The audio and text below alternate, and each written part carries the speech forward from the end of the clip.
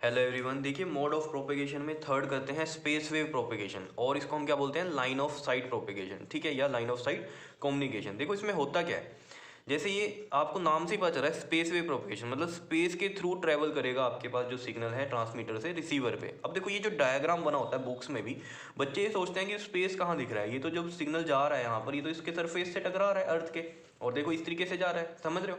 तो देखो ये सबसे लॉन्गेस्ट का हमने एग्जांपल लिया हुआ है यहाँ पर। अब आपको पता है, देखो यहाँ पर मैं ऐसे समझाता हूँ आपको। जैसे मान लो ये अर्थ है इस तरीके से, ठीक है, अर्थ ऐसे ही होती है राउंड। देखो इनमें अर्थ में आपको दिखता है ये कर्व्ड पाथ काफ़ी है, ठीक है ना। तो जैसे मान लो यहाँ से सिग्नल ट्रैवल हुआ यहाँ तक, ठीक है ना। तो ये देखो ये इस तरीके से जा रहा है यहाँ पर, समझ रहे हो। तो ये चीज़ आपको दिख रही है कि ये जा तो स्पेस में ही सही रहा है, ठीक है, क्योंकि ये देख लो हाइट काफ़ी है और ये स्पेस से ही निकल रहा है। लेकिन ये देखो अगर ये इस तरह की कर्वेचर बनी हुई है अर्थ पर, तो ऑब्वियस सी बात है ये जब ट्रैवल कर रहा है तो इस तरीके से लगेगा आपको कि ये ऐसे यहाँ से निकल रहा है। तो इस चीज़ में आपको ज़्यादा कंफ्यूज नहीं होना है, ठीक है। देखो स्पेस एक पर्टिकुलर हाइट के बाद स्पेस ही होता है अर्थ पे, ठीक है। तो मान लो ये पर्टिकुलर हाइट पे एंटीना लगे हुए हैं और ये देखो नॉर्मली यहाँ से सिग्नल ट्रैवल हुआ और इस पार्ट तक गया, ठीक है। तो ये देखो जब ट्रैवल हो रहा है तो ये आपको लगेगा कि ये यहाँ इस अर्थ के सरफेस से होकर जा रहा है, ठीक है। अब देखो इस चीज़ को ऐसे समझना है, स्पेस वेव प्रोपेगेशन में डायरेक्ट ट्रांसमिशन है ट्रांसमीटर से रिसीवर पे। और अगर आप स्काई वेव प्रोपेगेशन में देखते हो तो वहाँ पर क्या हो रहा था, आइनोस्फेयर में जा रहा था पहले जो सिग्नल है, और फिर उसके बाद वो क्या हो रहा था, रिफ्लेक्ट बैक हो रहा था और फिर रिसीविंग पे आ रहा था, ठीक है।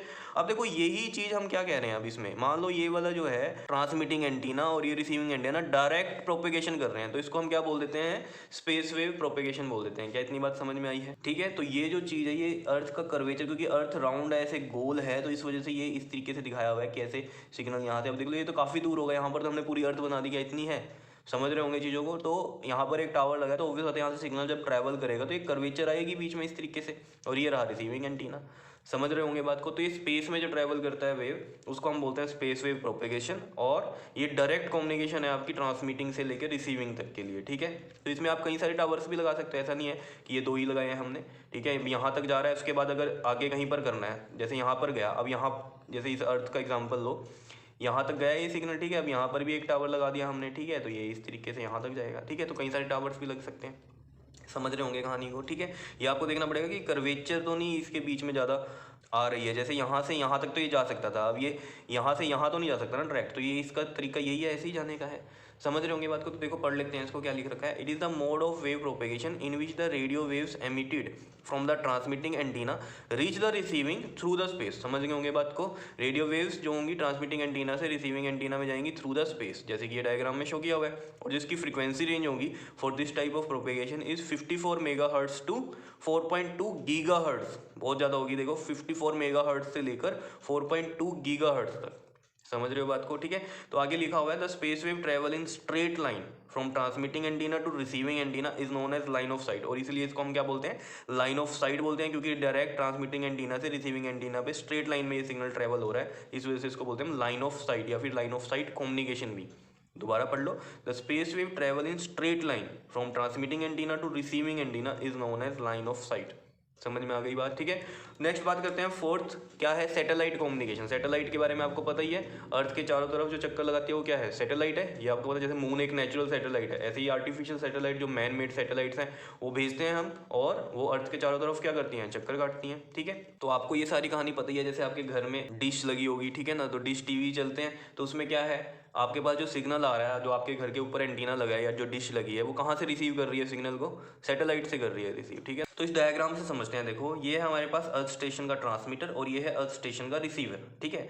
यहाँ पर देखो ऊपर जो सैटेलाइट है इसमें ट्रांसपोंडर लिखा हुआ है, सैटेलाइट ट्रांसपोंडर। ट्रांसपोंडर में क्या होता है, रिसीवर भी होता है और ट्रांसमीटर भी होता है, दोनों काम होते हैं ट्रांसपोंडर में, ठीक है। तो देखो अर्थ स्टेशन ट्रांसमीटर से ये सिग्नल ट्रांसमिट हुआ, यहाँ पर ये एंटीने लगाए हुए हैं हमने इस तरीके से, यहाँ पर ये एंटीना लगा हुआ है, ठीक है। तो अर्थ स्टेशन से ट्रांसमिट हुआ सिग्नल और कहाँ गया, सैटेलाइट में। सैटेलाइट क्या करेगा, उसको रिसीव करेगा और एम्पलीफाई करेगा, क्योंकि बीच में अटेन्यूएशन हो गई होगी, सिग्नल लॉस हुआ होंगे, ठीक है। तो एम्पलीफाई करेगा उसको, और क्या करेगा, एम्पलीफाई करने के बाद ट्रांसमिट करेगा। अब जब ट्रांसमिट करेगा तो यहाँ अर्थ स्टेशन रिसीवर लगा हुआ है, रिसीवर क्या करेगा, उसको रिसीव करेगा। देखो जब ट्रांसमिट हुआ तो ये होता है हमारे पास अपलिंक, और जब ये रिसीव हुआ तो ये होता है हमारे पास डाउनलिंक। और ये अपलिंक में जो फ्रिक्वेंसी रेंज है ये देख लो 5.925 गीगाहर्ट्ज टू 6.425 गीगाहर्ट्ज है, और डाउन लिंक में जो होगी फ्रिक्वेंसी रेंज वो कितनी है, 3.7 गीगाहर्ट्ज टू 4.2 गीगाहर्ट्ज है। क्लियर है इतनी बात, ठीक है। तो देखो जब ट्रांसमिट हो रहा है तो अपलिंक फ्रीक्वेंसी रेंज आ रही है, और जब अर्थ पर रिसीव हो रहा है तो डाउनलिंक फ्रीक्वेंसी रेंज में आएगा। क्लियर है इतनी बात? ठीक है। तो इस चीज़ को आप ऐसे भी समझ सकते हो, जैसे मान लो यहाँ पर ये अर्थ स्टेशन ट्रांसमीटर जो है, इसको आप ऐसे समझ लो कि ये है टाटा स्काई का हेड स्टेशन, ठीक है ना। तो यहाँ से ट्रांसमिट हो रहा है, ट्रांसमिट होकर कहाँ जा रहा है? सैटेलाइट पे जा रहा है। अब सैटेलाइट उनको क्या कर रहा है? सिग्नल्स को एम्पलीफाई कर रहा है और दोबारा से फिर ट्रांसमिट कर रहा है। मतलब यहाँ से सैटेलाइट ने रिसीव कर लिया और फिर उसको ट्रांसमिट करेगा अर्थ स्टेशन रिसीवर पे। अब अर्थ स्टेशन रिसीवर कौन कौन से हो गए? जैसे मान सकते हो आप यहाँ मल्टीपल रिसीवर, जैसे आपका टीवी हो गया, ऐसे ही कितने लोग हैं उन सबका टीवी, उन सबके पास अगर डिश है, ठीक है, तो सब रिसीव कर रहे हैं। तो समझ रहे हो? इस तरीके से आप कहानी को समझ सकते हो। तो इसको पढ़ लेते हैं। देखो सैटेलाइट कम्युनिकेशन में क्या कहता है? It is the mode of communication in which the information is transmitted from transmitter to receiver through the satellite. तो इस मोड ऑफ कम्युनिकेशन में जो इन्फॉर्मेशन है वो ट्रांसमीटर से रिसीवर तक कैसे जा रही है? सैटेलाइट के थ्रू जा रही है, ठीक है। अब इसके नेक्स्ट पेज पे चलते हैं हम। देखो यहाँ वही बातें लिखी हुई हैं जो मैंने अभी आपको बताई हैं। क्या है? In the satellite communication a beam of modulated microwave from earth station transmitter is sent directly towards the satellite is called uplink. जब क्या होता है हमारे पास अर्थ स्टेशन ट्रांसमीटर से डायरेक्टली हम सैटेलाइट पे ट्रांसमिट करते हैं सिग्नल, वो क्या है? हमारा अपलिंक है। और उसकी फ्रीक्वेंसी रेंज मैंने आपको बताई दी थी।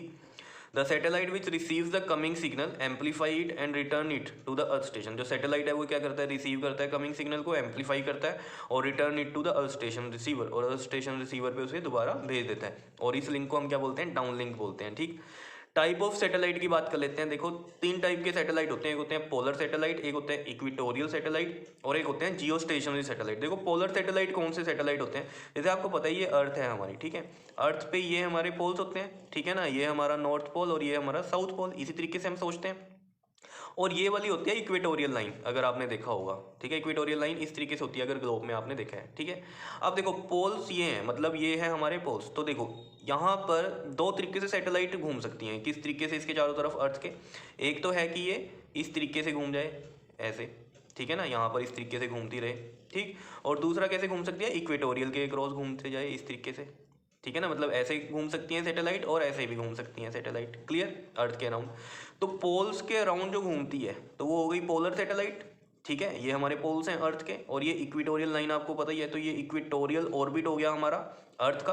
तो इसमें अगर घूम रही है सैटेलाइट तो ये इक्वेटोरियल सैटेलाइट हो, और अगर पोल्स के अराउंड घूम रही है तो ये पोलर सैटेलाइट हो गई। समझ रहे हो बात को? यही लिखा हुआ है देखो पोलर सैटेलाइट में, the satellite which revolves around the polar orbit, that is कहाँ पर होते हैं? Near the poles of earth, near the poles of earth is called polar satellite. इसको हम बोलते हैं पोलर सैटेलाइट।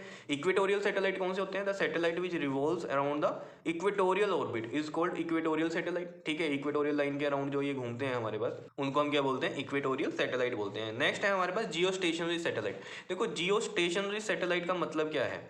ये अर्थ के साथ रेस्ट पे रहते हैं। अर्थ के साथ रेस्ट पे मतलब कैसे? देखो यहाँ पर समझो, जैसे ये अर्थ है, आपको पता है अर्थ सन के अराउंड तो मूव करती ही है, ठीक है, लेकिन अपने एक्सिस पे भी घूमती है, तभी तो दिन और रात होते हैं। ये चीज़ आपको पता है। और टोटल टाइम पीरियड कितना होता है इसका? 24 आवर्स का होता है, तभी 24 आवर्स के बाद नेक्स्ट डे आता है ना। समझ रहे हो इस चीज़ को? ठीक है। तो अपने एक्सिस पे भी घूमती है अर्थ, तो यानी कि अर्थ के साथ रेस्ट पे है ये जियो स्टेशनरी सैटेलाइट। तो इसका मतलब क्या हुआ? देखो अपने एक्सिस पे अर्थ घूम रही है, ठीक है। जैसे मान लो ये दिल्ली है, ठीक है। अगर अर्थ घूम रही है तो ये दिल्ली भी घूम रहा है, सीधी सी बात है, ठीक है। अब मान लो ये सैटेलाइट यहाँ लगी हुई है एक, ठीक है, और ये दिल्ली के ऊपर है, तो दिल्ली घूमकर जब इधर आ जाएगा, क्योंकि अर्थ घूम रही है तो दिल्ली भी घूम रहा है मान लो, ठीक है, तो ये सैटेलाइट भी इसके साथ ही घूम रही है, तो ये दिल्ली के ऊपर ही रहेगी। क्या इतनी बात समझ में आ रही है या नहीं? तो मतलब अर्थ के साथ ये रेस्ट पे है, क्योंकि जैसे आप कहते हैं ना गाड़ी में आप लोग रेस्ट पे हो, गाड़ी चल रही है आप लोग रेस्ट पे, क्योंकि आप उसमें ही बैठे हो, तो गाड़ी के साथ आप रेस्ट में हो। ऐसे ही ये सैटेलाइट इस अर्थ के साथ रेस्ट पे रहेगी। समझ रहे हो? क्योंकि देखो अर्थ का जो टाइम पीरियड है वन रेवोल्यूशन का, वो कितना है अपने एक्सिस पे? 24 आवर्स का है, ठीक। तो ये सैटेलाइट भी क्या होगी, इसके चारों तरफ जो चक्कर काटेगी वो कितना आवर्स में लेगी टाइम? 24 आवर्स का ही लेगी, ठीक है। तो 24 आवर्स का अगर वो ले रही है तो इसका मतलब क्या हुआ है कि सेम टाइम ले रही है जो अर्थ ले रही है। समझ रहे हो? तो इसीलिए मैंने एग्जाम्पल दिया कि ये दिल्ली के ऊपर सैटेलाइट है, दिल्ली यहाँ आ गया थोड़ी देर बाद, तो सैटेलाइट भी उसके साथ ही रहेगी, क्योंकि उसका टाइम पीरियड भी 24 आवर्स का ही है। समझ रहे हो इस बात को? ठीक है। तो जियो स्टेशनरी जो सैटेलाइट्स होते हैं ये हमारे पास टोटल 3 लगी होती हैं, ठीक है, 3 लगी होती हैं इस तरीके से अर्थ के राउंड। और ये कितने डिग्री पे होते हैं? 120 डिग्री पे होती हैं, ठीक है। तभी ये 360 डिग्री पूरा का पूरा ये कवर कर लेती है इस पूरी अर्थ को। तो 3 जियो स्टेशनरी सैटेलाइट पूरी अर्थ को कवर करती हैं। समझ रहे हो इस बात को? तो ज़्यादा डिटेल में आप बड़ी क्लासेस में जाओगे तब आप पढ़ोगे। जियो स्टेशनरी सैटेलाइट नॉर्मली आपको पता होना चाहिए क्या, कि ये रेस्ट पे रहती हैं अर्थ के साथ, ठीक है।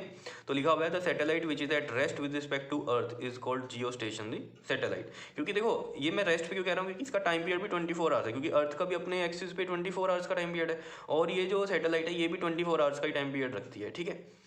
अब जो दूसरी और सैटेलाइट्स हैं उनका टाइम पीरियड कम भी हो सकता है और ज़्यादा भी हो सकता है। जैसे हमने कहा पोलर सैटेलाइट होगी, इक्वेटोरियल सैटेलाइट होगी। मान लो इक्वेटोरियल सैटेलाइट में मान लो टाइम बहुत ज़्यादा स्पीड से घूम रही है, उसका टाइम पीरियड मान लो 10 आवर्स का है, वो 10 आवर्स में एक चक्कर काट लेती है पूरी अर्थ का।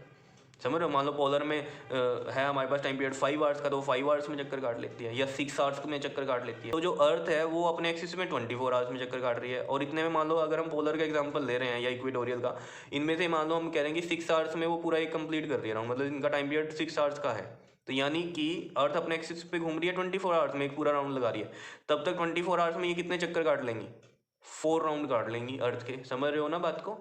तो इस वजह से मैंने कहा जियो स्टेशनरी सैटेलाइट इसके साथ रेस्ट पे रहती हैं अर्थ के, क्योंकि इसके टाइम पीरियड से ये मैच करती है। ठीक है, रिमोट सेंसिंग की बात कर लेते हैं। देखो रिमोट सेंसिंग का मतलब क्या होता है? The technique of getting information about a place without having physical contact with it is called remote sensing. अब जैसे मान लो कुछ ऐसा एरिया है जहाँ तक आपका पहुँचना बहुत ही मुश्किल है, आपका क्या किसी का भी पहुँचना मान लो कि बहुत मुश्किल है ना, वहाँ सड़कें हैं, किसी भी तरीके से नहीं पहुँच सकते, बहुत ही जंगल टाइप एरिया है, कुछ भी आप समझ सकते हो। तो अगर वहाँ की इन्फॉर्मेशन हमें लेनी है तो हम कैसे लेंगे? तो वो सैटेलाइट के थ्रू ही लेंगे। इसको हम क्या बोलते हैं? Remote sensing technique. मतलब क्या है कि उस एरिया का पूरा डाटा इकट्ठा कर लेना है, किसके थ्रू? सैटेलाइट के थ्रू। वहाँ की पिक्चर्स आ जाएंगी, फोटोज आ जाएंगी, समझ रहे हो? इस तरीके से।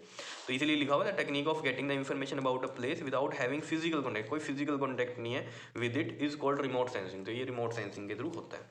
क्लियर है? इतनी बात आया समझ में? अब देखो नेक्स्ट वीडियो में हम इसका नेक्स्ट टॉपिक करेंगे, वो है अर्थ एटमॉस्फेयर। तो अर्थ एटमॉस्फेयर में आपको पता ही है ट्रोपोस्फेयर, स्ट्रेटोस्फेयर, मीजोस्फेयर, आयनोस्फेयर आते हैं, तो इनके बारे में पढ़ेंगे। क्लियर? ओके जी, थैंक यू।